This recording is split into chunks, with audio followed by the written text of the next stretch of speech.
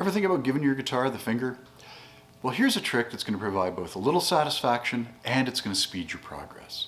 At their core, chords are just 3 notes played together, and the trick is that both these major and minor triads can be played on a single fret with a single finger. The minor triads are played as first inversions by barring the 1st through 3rd strings, and they're named after the notes on the E string. The major triads are named after the notes on the G string. They're played as 2nd inversions, and you bar the 2nd through 4th strings. In the key of G then, the major triads are going to be G, C, and D.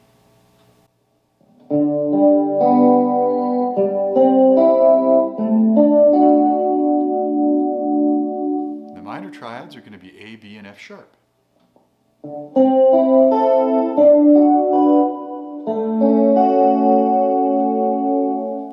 Hard to believe it's this easy, right?